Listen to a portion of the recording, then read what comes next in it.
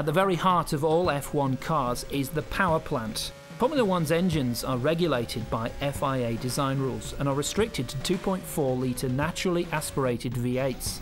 Unlike road cars, which typically rev at a conservative 7,000 RPM, a high-performance Formula One engine spins out to very high revolutions per minute and can maintain revs of up to 20,000 RPM during a race. The torque of a Formula One engine, which is the power that actually gets to the ground, is not much higher than a conventional petrol engine. Consequently, high power is obtained by making the engine turn faster, a goal sought ever since research into performance engines began. The basic configuration of a naturally aspirated Formula One engine has not been greatly modified since the 1967 Cosworth. Until the mid-1980s, Formula One engines were limited to around 12,000 RPM, due to the traditional metal valve springs used inside the engine to close the valves. The groundbreaking technology of pneumatic valve springs introduced by Renault resulted in valves that can operate at higher RPM.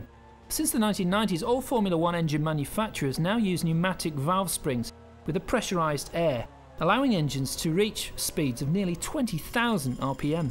The 2006 generation of engines spun at up to 20,000 RPM and produced up to 780 horsepower. Following the engine specification freeze from the end of 2006, to keep costs down in F1, the current V8 engines will be restricted to 19,000 RPM, and very few opportunities for development will be allowed. F1 engines run on unleaded fuel, closely resembling publicly available petrol, and all these high revs result in high fuel consumption. After the running of the 2007 Grand Prix in Brazil, a controversy over small gains in saving fuel broke out. The extreme competitive nature of power and how it is obtained economically in F1 racing was highlighted. Checks after the race found that the temperature of the fuel pumped into the Williams BMW Sauber cars broke the technical regulations of being more than 10 degrees Celsius below the ambient temperature. Stewards found, however, that there was a considerable discrepancy between ambient temperatures recorded by Formula One management's timing monitors and the FIA contracted meteorologists, Meteo France. As cooler fuel is denser, more can be put into the tank and it can be fed in faster. The colder the fuel, the smaller the volume, so if you've got a fixed size tank, you can put more volume in that tank because it's now shrunk the volume of the fuel. If you're feeding it through a hole through the fuel filler, more will go through the hole per second than if it was warmer. So you can speed up the refueling rate by a fraction. But it's such a tiny percentage, it's minuscule. If somebody's lost an event by a lap, for example, as Hamilton did, claiming a man ahead of him had colder fuel would not have helped him.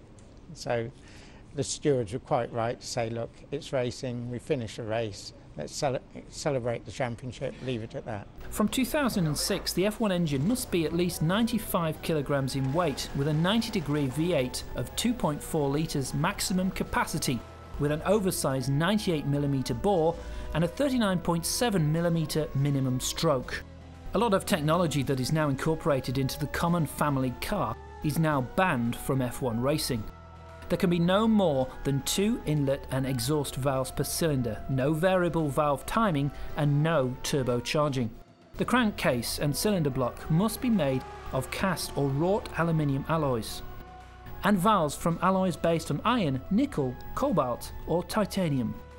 With the new regulations, one would expect a power reduction of around 20% from the older 3-litre engines, though in many cases performance of the car has been improved.